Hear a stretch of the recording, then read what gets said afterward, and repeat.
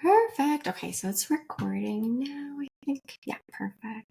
So this is probably, I know I say this about all of the calls that we do, but this is probably one of my favorite topics. Today we're talking about gut health and mental health and how they're connected. It's so crazy. I mean, especially all the things and all the information that you read about online and whatnot. And I still find it so fascinating how gut health and mental health, how they're interconnected. So yeah, I'll let you kind of like explain it, but I find it still so fascinating. This is actually probably my favorite topic. Right? Yeah. This is my it's definitely up there. It's like one or two, Yeah, Aside from maybe like cortisol style for sure. topics, this is like I love this topic. Yeah. And what's interesting is I actually learned about the mind gut connection because of ulcerative colitis because I was Mm, diagnosed with it. And if I mean, it depends who you're listening to, but the way that I was taught is IBS is a mind gut disorder. And if you are solving for the gut and solving for the mental health aspect, you could basically heal your Crohn's or colitis or anything IBS related because they are wow. so intertwined. And so that I found to be one of the coolest topics, especially because your mental health affects so many other parts of your life and can actually Absolutely. create other diseases Mm, like arthritis. Like it's wild. It's wild. It's really cool to once you understand the connections, which we're going to go through some of them today, absolutely. you No, know. it's so exciting for sure. Yeah. Um, Now, one of the questions that I wanted to ask you is what role does the gut microbiome play in mental well-being? Everything. Okay. Yeah. Everything. Yeah. What is the gut Explaining microbiome? Yeah. I'll start by explaining how this all kind of works together. So Okay. your body contains tons of little bacteria and we work symbiotically with them. They help us survive, we help them survive. And dependent on what we put into our body, we promote the growth of good bacteria or we promote the growth of bad bacteria. Hmm. And so we want, of course, more good bacteria, which we are calling probiotics. Pro Yeah. meaning good. Um, but we're seeing a lot of people who have this like unexplained anxiety and depression, and they never had these problems. It's not their grandparents never had them. Nobody understands what is going on. Hmm. And all of parents and grandparents are saying things like, well, I never had this. Like, just get over yourself. Yeah. You know, like life's not so hard. But here's the thing. They were eating a lot of really gut healthy foods, reducing the amount of anxiousness that they actually feel and the Hmm. amount of depression that they would ultimately have. Now it's prevalent everywhere. And I actually, know. everyone, if you do not take care of your gut, you will end up with depression at some point in your life Wow. because it is that interrelated. You have to take care of your gut. I find it so crazy how I feel like every other person now has some form of gut related issues, whether, I mean, to the severity, like whether it's Crohn's or IBS or something like that, but Yeah. even just like just general bloating. Yeah. Um, I Yeah. feel like everyone that I talk to, whenever I bring up bloating, I feel like it's just such a norm now. Like it's just something like, oh yeah, like me too. It's not something that's like, oh no, like you should probably look into that because that's probably not normal, to be Yeah. bloated after everything that you eat. So Yeah. yeah, And like it's it's, interesting. Normal has become a thing. Like yeah, all of these things are normal. They're not optimal, yeah, So like you go to a doctor and the doctor's like, yeah, yeah, that's normal. Right. They're not wrong. That is the average of people, but that is not what's optimal. That's not what's going to keep you healthy. Mm, That's not what your body wants. So yeah, it's a really interesting topic. Especially like the way that you're like your gut, your microbiome makes hormones. yeah. Oh, So wow. this is actually what's really, really cool. So for example, a really simple, easy one for anxiety. Your gut microbiome, depending on how many good probiotics you've got in there, make a molecule called butyrate. Butyrate is actually it's used in GABA. And I'm sure tons of people have heard the word GABA, but maybe they don't understand what GABA is. I just know it as it's a supplement, and I know someone told me that GABA is really good to like reduce anxiety. Yeah. So Okay. GABA is a hormone and it calms down the nervous system.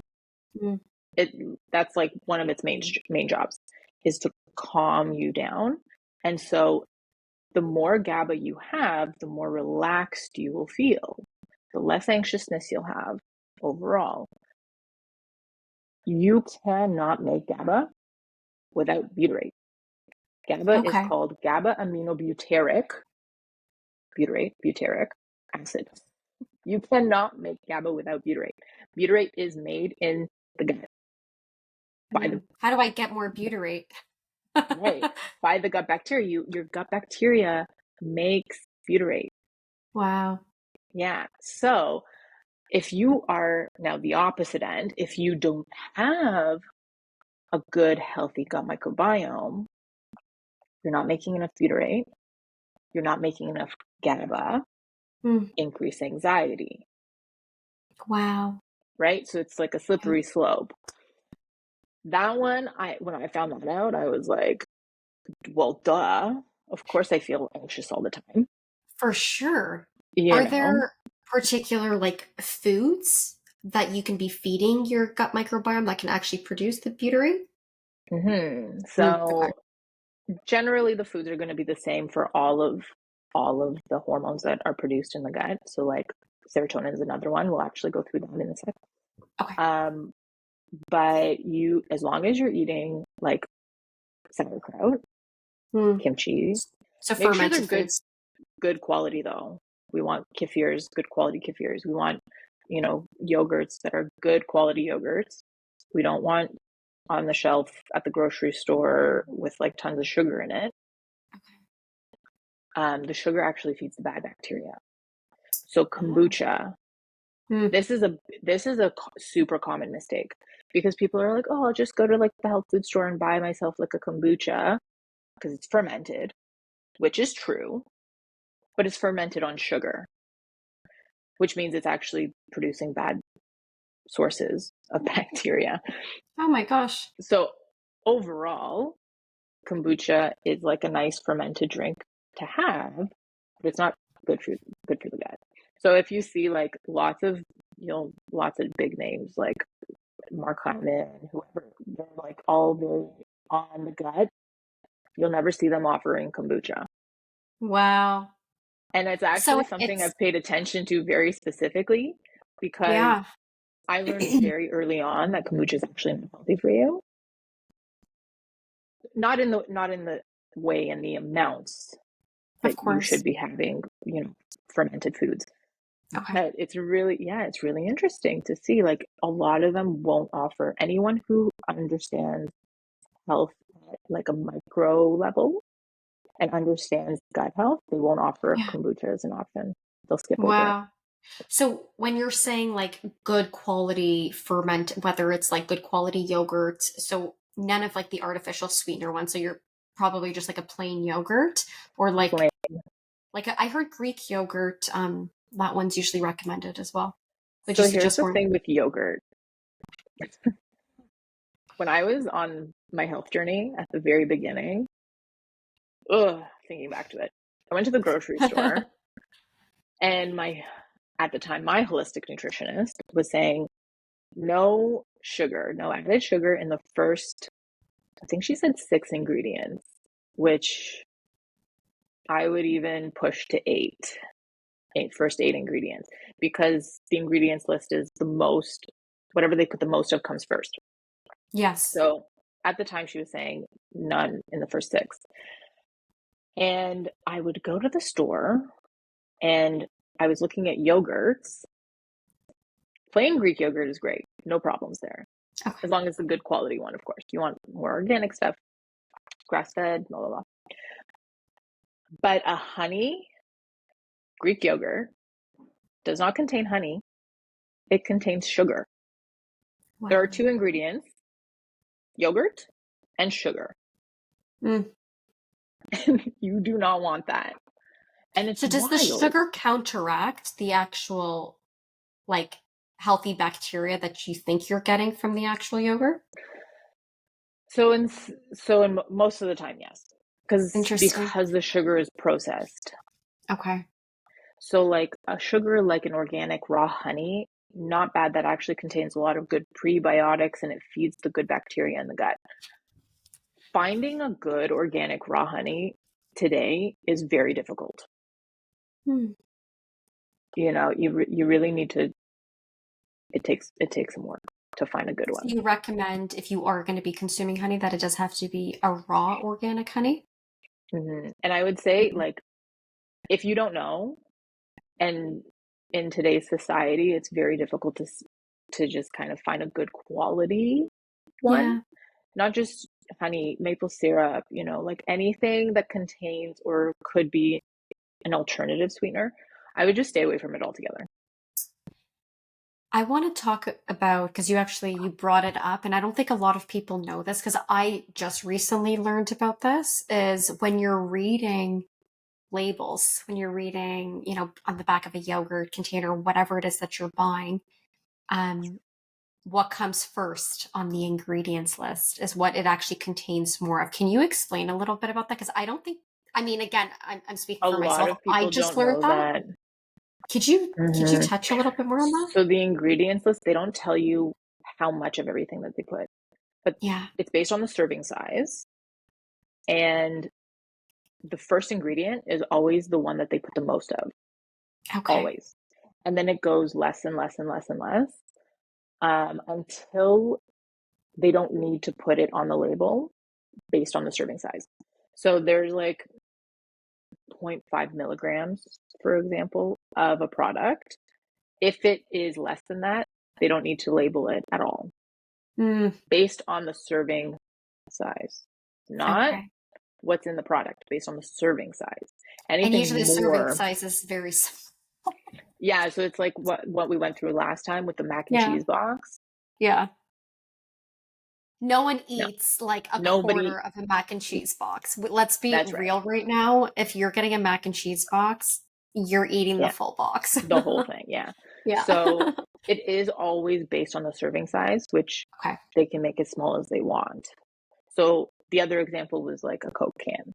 It looks like Mm, the ingredients are basically fine. They put so many chemicals in there, but because they've made the serving size small enough and it's less than whatever 0.5 per serving size, they actually don't need to label it.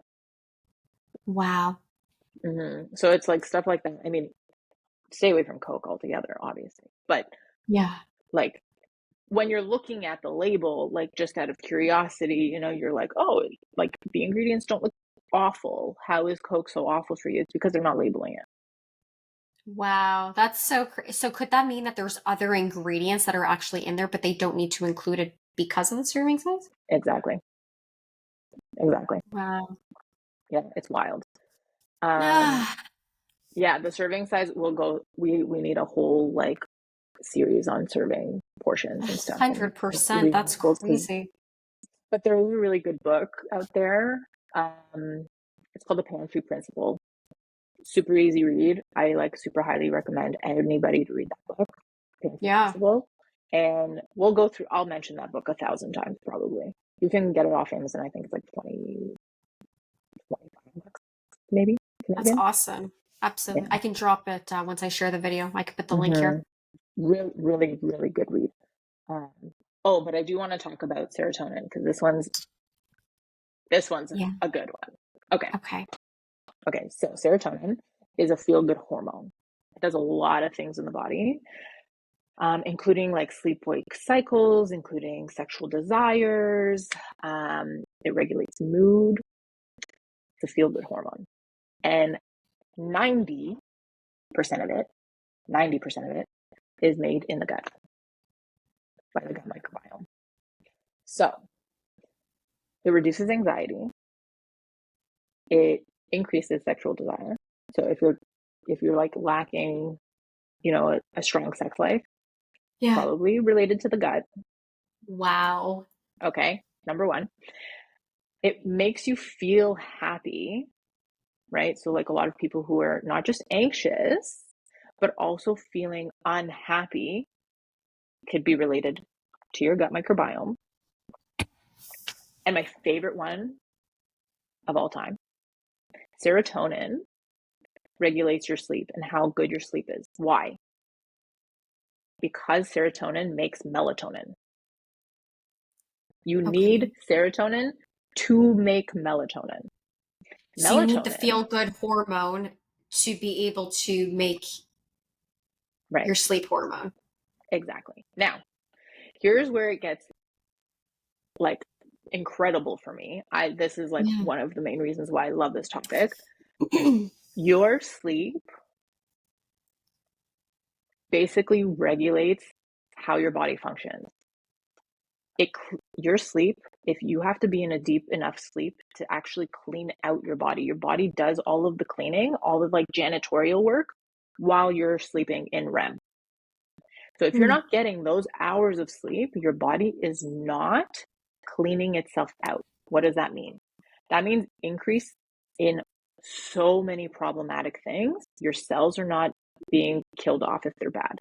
If you have more prone to infection, you're more prone to viruses, you're more prone to pathogens. You have higher increased likelihood of developing cancer, Yeah, I was reading about that. all because your melatonin is not high enough, first of all, to help you fall asleep, but then to keep you asleep, to be able to Wow. do all the cleanup in your body. Your liver works from 1 to 3 a.m., literally cleaning everything up. Isn't that wild? That's insane. So how So, can we so to be able to get more melatonin, you obviously need to first start with your serotonin, right. And serotonin is in the gut. which I find absolute it's so fascinating to me because obviously as you know, I don't think many other people know. I just shared about it recently, but I'm gonna get quite personal. But for the last 2 years, I've been dealing with insomnia Mm-hmm. where I've been having the worst sleeps of my life. It's been ongoing for about 2 years now, where I'm waking up anywhere between 2 to 4 times in the middle of the night. I'm having, trouble falling asleep, trouble staying asleep. It's just been an ongoing thing. I also took a few different programs and stuff like that, like the CBT insomnia program, Yeah. which I told you about. So, based on what you're saying, do you believe people like myself, maybe not to my severity, maybe people are just having crappy sleeps like on and off, maybe again not like me, do you believe it's really just due to the fact of there's something going on, like I'm just not producing enough serotonin, or So that's one factor. okay. Absolutely. So to make melatonin, to make Mhm. GABA, to make all of these additional hormones, you need what's called cofactors. Okay. So you don't just create serotonin to make melatonin. It doesn't just like let's knock off something and then it's melatonin. You Okay. actually need a bunch of cofactors to help you. So you need, first of all, your gut microbiome to be making sufficient amounts of serotonin. But you also need cofactors, which are B vitamins. You need zinc, magnesium, all of these other vitamins and minerals that are found in like a lot of cruciferous vegetables, Okay. to help you convert serotonin into melatonin. Ah, So that's it's so interesting. so it's part and part, right? So and then it gets a little bit tricky. We're talking about gut mind, but there's also a mind gut Mm. connection. So actually, we should do a whole separate call on I that. wanted to actually bring that up to you because for someone that suffers from anxiety, and let's be honest, we all deal with anxiety. We all Mm-hmm. have anxiety. It's just how we manage our anxiety.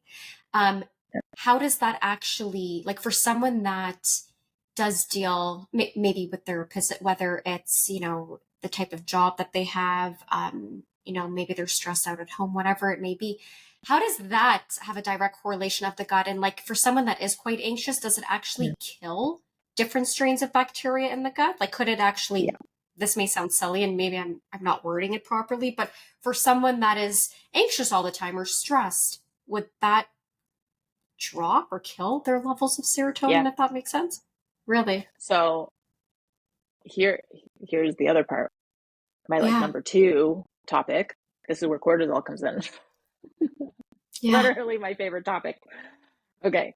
So basically what happens is stress is all perceived. Okay.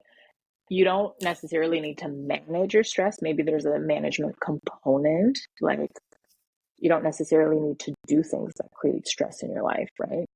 Yeah. But there is a perception that comes with this. So if you're thinking like, oh my God, this phone call is going to be so stressful, you're actually creating stress in the body. Stress is a hormone. It's not just a Mm. feeling. So you can feel like, oh, I'm not stressed at all, but your body's creating a lot of stress hormone, which is cortisol, along with a couple others. Cortisol is the main problem.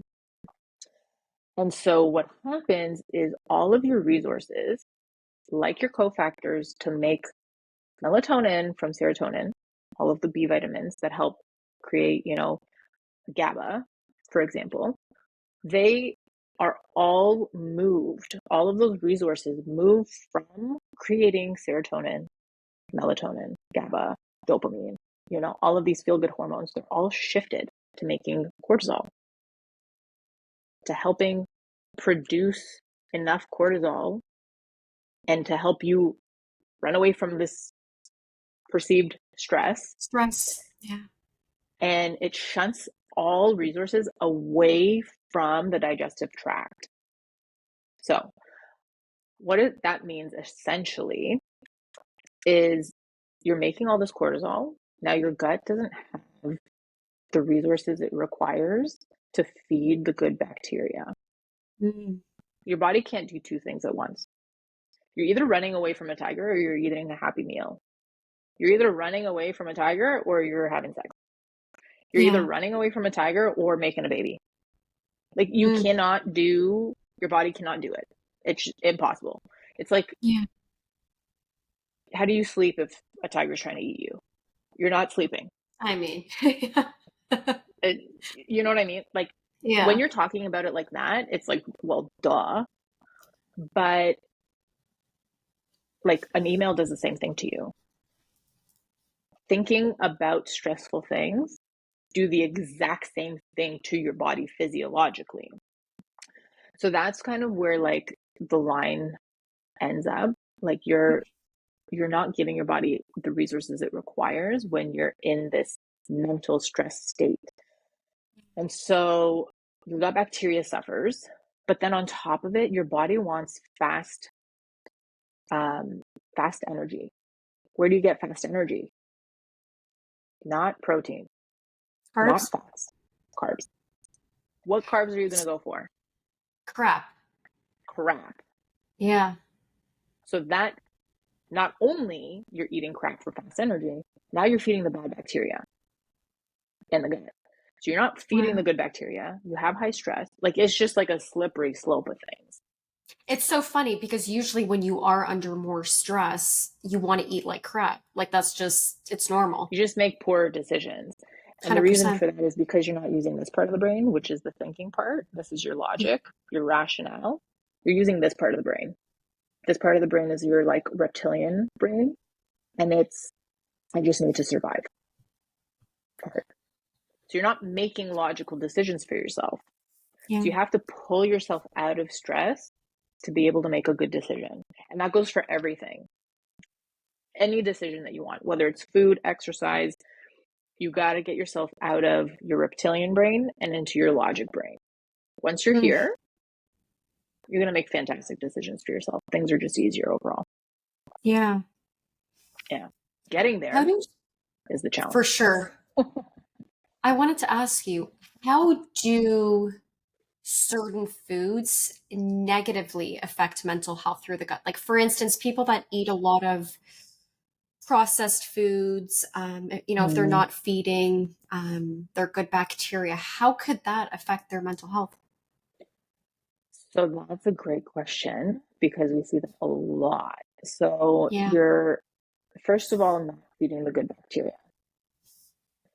And when you're not feeding the good bacteria, you're creating less GABA, less serotonin, less Mm. feel good hormones. You're sleeping poor, right? So even if you are so tired that you fall asleep and stay asleep, you're probably not making enough melatonin for the cleanup to happen, for the restorative, true good sleep to happen, because your body can't make melatonin while it's making cortisol. Now, sugar and processed foods, refined sugar, let's Clarify. be a little bit more specific here. They increase cortisol. This is a proven fact. They will increase your cortisol because your body actually finds these foods to be stressful. So now you're increasing cortisol, you are not digesting your food. Not only is most of this food nutrient depleted, so you're, even if you're eating them for the energy, you're not getting any B vitamins, you're not getting any zinc, you're not getting any magnesium. There's no iron or good quality iron, let's say. All of these foods are nutrient depleted and you're actually doing your body a disservice. And if you do this for long enough, you might look like you've got, meat on your bones, but you're actually malnourished. And it's like a super common misconception. Like most of the population is malnourished, which is Wow. wild to think. Yeah, it's wild to think. Yeah. And so when you have all of these factors, because your body is working so hard to stay alive, to work through all of these stressors, you're not going to make high enough levels of serotonin and GABA to reduce your anxiety, to have better quality sleep. And everybody knows sleep is so important to how you feel. Yeah, You get 3 semi good hours and you're a crank the next day. for sure. Couple nights of this and you're just like in a terrible mood, right? So it's It's so really, crazy to really, me really important to have that how good everything balanced starts in the gut. everything. It's Wow. it's so interesting. Yeah. But it does make sense too. Like, I mean, when you eat good food, you just feel better. Let's be honest. When you eat complete crap, when you're eating fast food, when you're eating refined sugar, like you feel sluggish after. You do. Like you don't feel great. So it does make sense. Yeah. 100%. It's usually like, for instance, somebody that's dealing with bloating and things like that. Is it kind of like for someone to get those symptoms right away, like after eating, like let's say processed foods or whatnot, or is it more of like a long term thing, like for someone that I don't know, maybe has been eating garbage or just a lot of processed foods their whole lives? Like when do people start to see the symptoms? Um, does that make sense? So, yeah. Okay. So usually if it's a new thing, Yeah. um, bloat is, I want to say about 85% of the time, like very, very commonly, bloat is actually inflammation. Okay. It's your body saying, what you gave me, I don't like it. Yeah. And you can see bloat, like sometimes I like smell a food and I'm bloated. No, you're Like, not. yeah, That's real. yeah. And it's because when you've inhaled those molecules, your body actually finds them as like your immune system starts to respond. and you get bloat. Oh That my doesn't gosh. happen super often. That used to happen to me like really, really often when I was like in the thick of my ulcerative colitis. Yeah. You can also find that you're bloated like a couple minutes after you eat. Mm. You can also find that you're bloated 3 days, up to 3 days after you eat. And that's if you're giving your body generally what it needs all of the time. If you're eating processed foods consistently, you might not see the bloat because your body's under so much stress, and cortisol is an anti-inflammatory. So you might not even notice that you have bloating or the inflammation because you have so much cortisol suppressing your immune system. Wow. Mm-hmm. So you might be like, oh, I don't have an issue with bloat, but you have a problem with stress. And the second that cortisol is not able to be produced and you're in this like state of high cortisol, low cortisol through the day, and you're just like in these high lows, Yeah. like wired and tired is what they call it. Um, but then you'll start noticing like you're bloated randomly. Like sometimes you don't That's eat so, and you're just like bloated, and you're like, what? Sometimes you wake up and you're yeah. bloated. I was just gonna Sometimes, say for a lot of people that's what it is, where you didn't even eat yet, and the mm-hmm, first thing in the morning you're already bloated, and you're like, what the heck? it's because your cortisol is so low that you're not having that anti-inflammatory effect. So you Oh, bloat. okay. But then, like stress is a big one, and what you're eating Of course. literally puts stress on the body, creating a lot of bloating. That's one of the main problems that I'm seeing with that. It's it's a big problem. But the other part is if you don't have the right microbiome, the right probiotics in the gut, you're creating a lot of toxic product, essentially, a lot of toxic waste in the gut because the bad bacteria is releasing all of that toxic waste. You're going to bloat. Your Yeah. body's going to show it somehow. So it might show up as a headache. It might show up as a migraine or, itching. It might show, but a lot of the time it starts off as bloat. Yeah.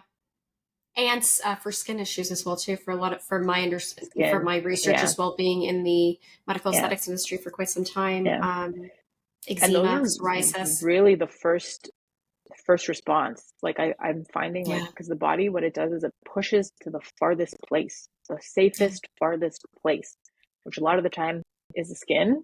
Yeah. So eczema, psoriasis, Oh yeah. rosacea, lots of problems that Acne. way. Acne, cystic acne, I know. but also it'll show up. I mean, this is a little bit more long term as arthritis because it pushes it to the joints. Mm. It'll show up as gout. It'll go to the feet because you don't need your feet to survive. You need your heart to survive. You need your brain to survive.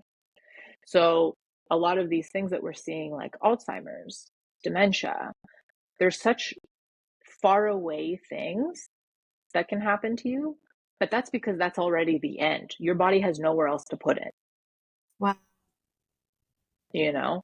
And so you're going to see a lot of issues prior to getting these like kind of scarier problems, the Alzheimer's, the dementia, stuff like that. These, maybe it started with ADHD. ADHD is related to the gut.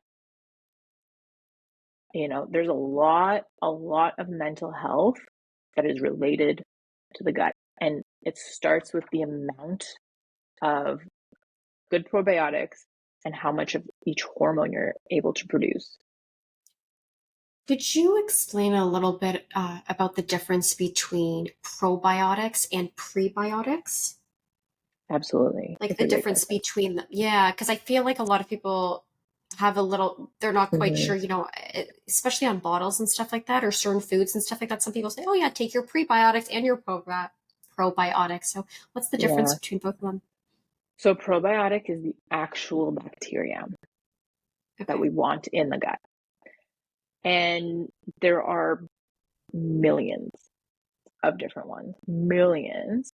I think we've identified maybe like a handful of them in comparison to what there actually is Yeah. in the gut.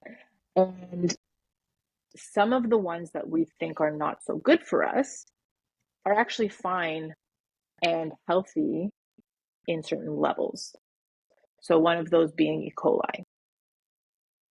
We have E. coli naturally in the gut, but once it gets out of hand, you got a problem. Mm. H. pylori, same thing.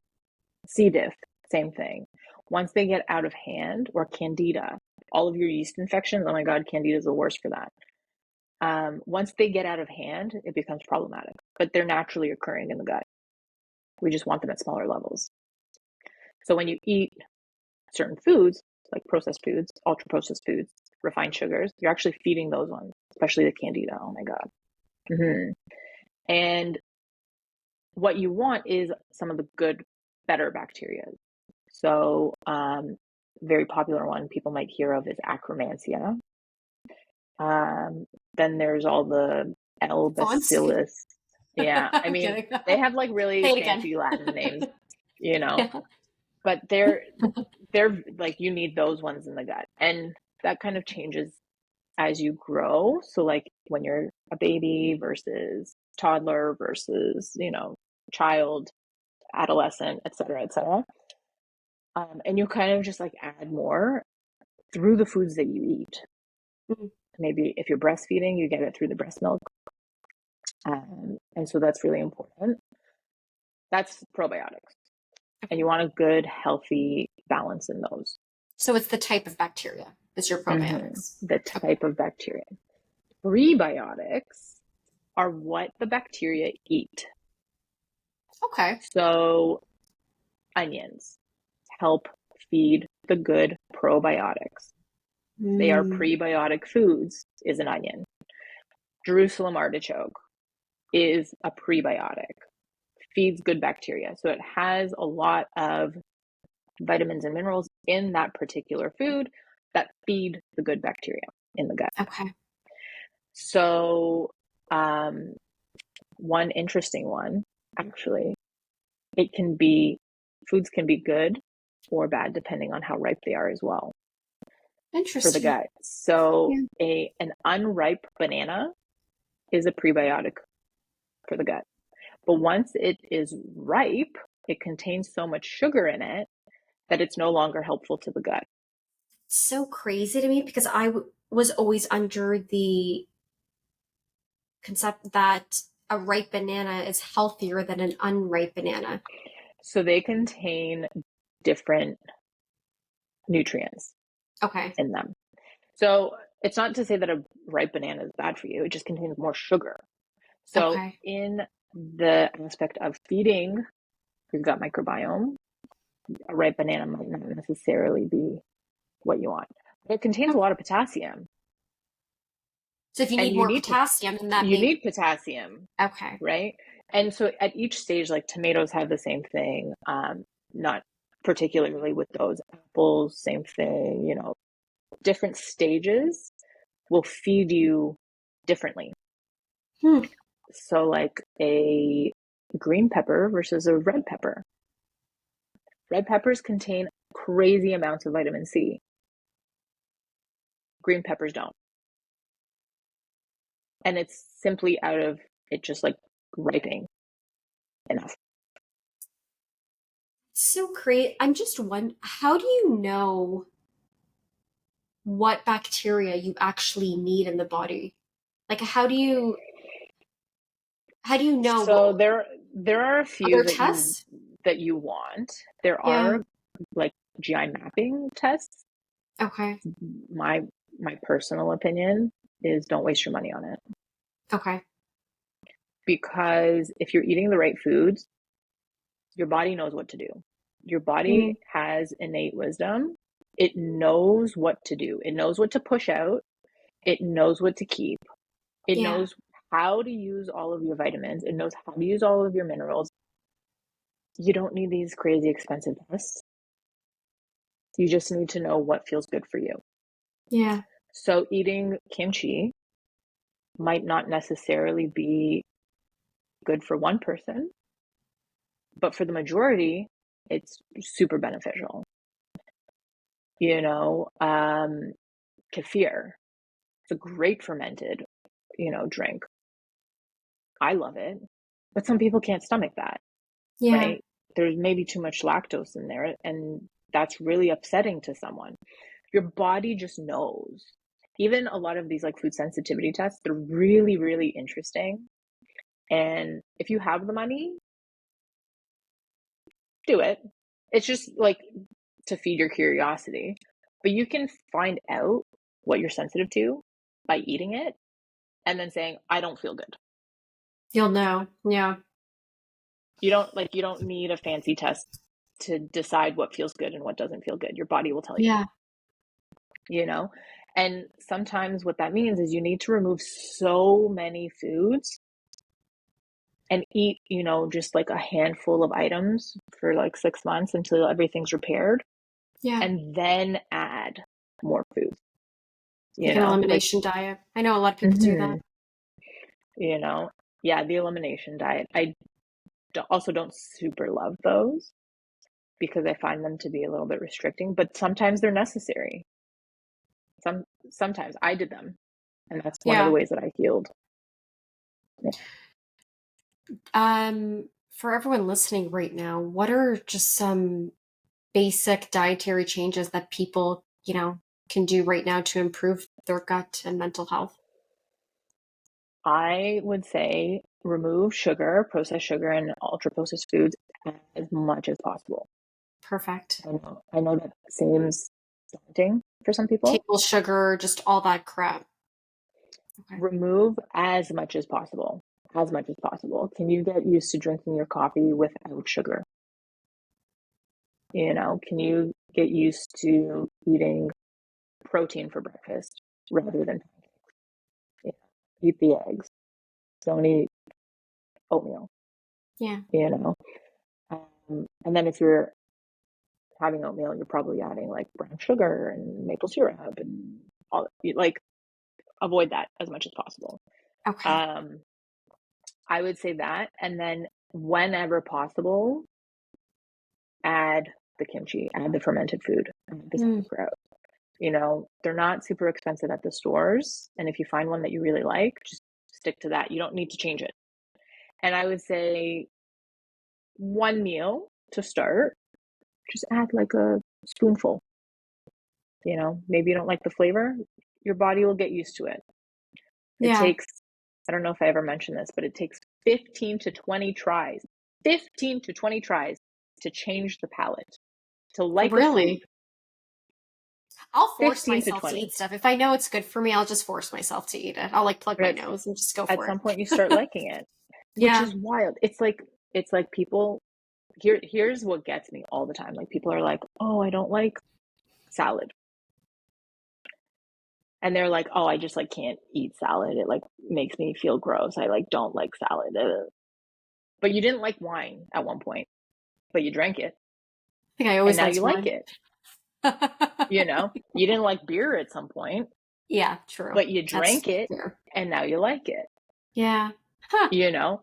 So why can we do that with those things, but we can't do that with salad or That's sauerkraut interesting. So or 15 kefir? to 20 times it takes. It takes somebody 15 to 20 times to eat Hmm. something for them to get acquired to it or to like the taste of it. Yeah, That's 15 to interesting. I never 20. knew that. Yeah. And like that goes for kids as well. So if you have kids and you're Yeah. like, my kid just doesn't like vegetables, you just haven't given them vegetables enough times, Yeah. And if you're not buying like asparagus every week, then it's going to take longer for them to like asparagus. Of course. Maybe it takes half a year to a year. That applies to us, that applies to kids. You can do it. It just takes longer than 3 times. Yeah. Or smoothies too. I feel like for a lot of people too, to get all the nutrients and get all, the vitamins and stuff like that, I feel like smoothies are a really good option as well. I think that's a good temporary option. Yeah. Okay. Yeah, I have reservations about that I know. I because remember I brought it up to you once and you're yeah, like, yeah, because there's part of eating happens in the mouth. And so if you are drinking your food, you actually skip the digestion process in the mouth. And this is where you digest your carbs. You create amylase enzyme in your mouth. And so that breaks down the carbs and like the starches in your mouth. So by drinking it, you're not breaking down the carbs. You're skipping that part. And so you can actually gain weight by drinking your food. Wow. Yeah. And you can create like you're meant to do To chew. the chewing. And you're supposed to do it for a lot longer than we do. Do that against him? I actually do that to my kid all the time. He like eats food and I'm like, chew your food. He's probably scared. He probably stops eating after he sees you do that. He doesn't want to look just at like such a goof. Like, oh my god, it's so funny. Yeah. Chew your food. Chew it. Yeah. Yeah. Okay. That's it. We have to do a call on that because I think that's so Yeah. interesting. Yeah. I mean, like one of those things is like if there's no other way to get it in you, yeah, just drink it. Just put it in a smoothie. If you're doing like meal replacement, fine. Is it like the same thing? Sorry to interrupt you. Is it the same thing for like taking supplements? For instance, like if you're taking like a vitamin or something like that, does it have like the same effect as like a smoothie because you're not chewing the actual veggies and stuff? So in those situations, like that's why I'm saying like it depends. It depends. So okay. In those situations, having a powder that you drink or like a liquid might actually be better for your system because your system's so damaged, you just need the nutrients first. Mm. And then you can sort the rest out later.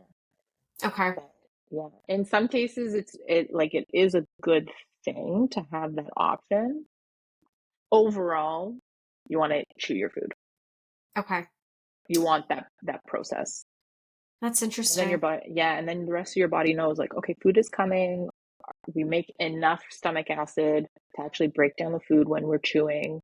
That's like a cue for the rest of your digestive system to work correctly. So I would highly recommend not to skip chewing, but there are situations where,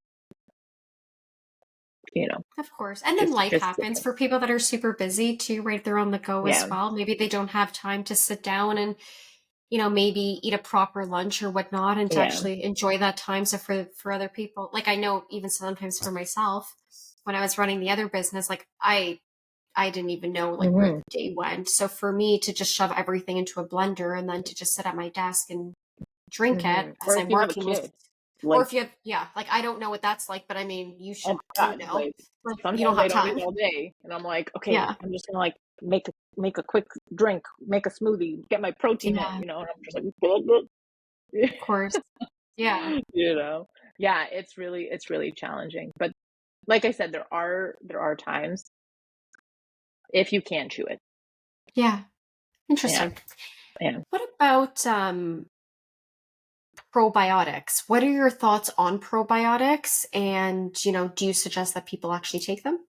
Because I know there's mixed, everyone has, because some people say, oh, you don't need probiotics. You can just you can eat like your kimchi and your sauerkraut and stuff like that. And that's completely fine. But you do believe in still taking a probiotic. So two things. It has to be a really good quality probiotic. I really only recommend one brand because I personally really like this one. But if you can, get it from food. The problem becomes we're not making enough stomach acid. We're all having digestive issues of some sort. Even if you're like, oh, I'm fine, probably you have a digestive issue. Yeah. Very likely. Very likely. Like I'm going to say a large population, probably about 80% has a digestive issue, which relates to the gut and the gut microbiome. And I would say in those situations, you just need a little extra help. And it's such an important factor to your overall health if you pay your money for a good probiotic and take it daily. What do you even consider if a you're good, eating the same foods. of course, what do you look for in a good probiotic? Like, how do you know which one to buy? So that's Is kind it of a based on tricky like the strain of bacteria that's in the that's a probiotic tricky or? question. So yeah, it is Okay. definitely strain and which strains there are, because Okay. sometimes you need multiple. Um, Depending on where you are in your health journey, you might need a 50 billion, 100 billion, 150 billion. You might need something stronger, something more recovery based. Yeah. Um, Especially if you've taken antibiotics in the last year, you need a full spectrum. I heard about If that. Yeah. if you're eating sauerkrauts daily, you haven't been on antibiotics, maybe you need something lesser. There's Then there is third party testing for the company and how transparent they are Mm. and where their quality standards lie. So some companies really put a lot of money into their different products. So you might say like, oh, this company makes a really good probiotic, but they don't really make a great prenatal. And so like you might opt for this company's probiotics versus another company's probiotics just out of how much they're putting into research and development for that product. And Yeah. you can do that research, but you can also find a holistic practitioner who's probably already done the research. 100%. And also with a lot of those supplements too, I mean, probiotics or just supplements in general, everything comes to sourcing as well too, and all the fillers Mm-hmm. that are in a lot of the Fillers. supplements. I mean, I know when I go to like the health food store, before I buy anything, I always call you first, be like, should I buy this?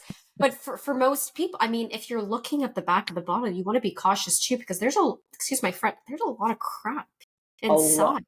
A Like lot. I've seen sugars, I've seen like, Mm-hmm. And you know, it's interesting because they actually call it bulk. And so if you're getting, for example, just like a magnesium, it might be the exact type of magnesium that you need, but because it's in a capsule, they need to make sure that the capsule's a particular size. So then they add bulk and bulking agents, which are like the sugars and all of this extra fluff that you don't need in your body that could actually be mm, causing harm. Then there's the wow. capsule itself that you might not be able to digest correctly, depending on what's going on in the system. So that's when, for example, powders come in really handy. You don't need the limitations, Yeah. right? And all Or the, those and all the, bulking, yeah, the yeah, all the fillers. bulking agents. So that's really helpful. And like in some cases, maybe you want to do like a tablet. I know a lot of people hate taking tablets, but that might be useful because tablets generally are a little bit better of an option. Yeah. Those usually are multivitamins or multi-mineral. I don't super love those Okay. because they're not, first of all, you can't decide which you like, which you don't like. So like the Yeah. vitamin B's might be beautiful and then the zinc is not great in your multi, Mm, right? So though that becomes a little bit problematic and then you need to find where they're sourcing their stuff from. of course. Their third party testing, stuff like that. Sometimes you just like have to give in, like a prenatal, like you're not going to take 1,000 different supplements. You're just going to take the one prenatal, but make sure it's a really good prenatal. Of course. Um, maybe there's that situation. So I would say it really depends. And I would just look for somebody who's doing this all the time. There's a lot to know. 100%. And You're it's going to overwhelming miss. to do it. Yeah, on your own as Yeah. well. For It's sure. overwhelming to do. Yeah. And I would always suggest like the probiotic, yes, absolutely. In some cases, omegas. Some cases, it has to be a really high quality omega. But if you can get it from food, that Ideally. yeah, like you don't need a B complex. Just eat foods that have a lot of B vitamins. Yeah. You know, eat more of those. 100%. And Absolutely. that's what I would recommend the most. Food, food, food, food first. Supplements are meant That, to supplement. 100%. It's not meant to replace food. Now, like I said, exceptions. If you are trying to fix a problem, heal yourself from a problem, the Of course. supplements are necessary. Right? Yeah. So, depending. This has been so interesting. I feel like we can talk about this topic for forever. I know. It's so crazy. To kind of wrap up the call and the conversation here, do you have any last words or kind of like an overview of everything we spoke about? Again, I know we spoke a lot about like gut health and certain foods and how it affects mental health, but like, what are some last words that you can leave everybody with? Okay. My number one thing, Yeah. if you're going to make any changes, add probiotics, good quality probiotics. You don't have to make it yourself. You don't have to make your own sauerkraut. You know, maybe that's advanced. But go buy this stuff and teach yourself to like it. Plug your nose and eat the sauerkraut. Start with a spoonful a day. You're like, everything will change for the better. Your sleep will be better. Your mood will be better. You're not going to crave as much sugar. Literally, gut microbiome is like your starting place for anything mood, mental health related. Anything. Gut microbiome. Get yourself some probiotics. I love that. Yeah. That's crazy. That's and sorry, kimchi as well, or just sauerkraut? Or you're just saying like sauerkraut, kimchi, kefir, anything fermented, I would stay away from kombuchas. And as long as it doesn't say sugar, because some sauerkrauts are made with sugar. As long as it doesn't say sugar, you're good to go. Amazing. Perfect. Sounds great.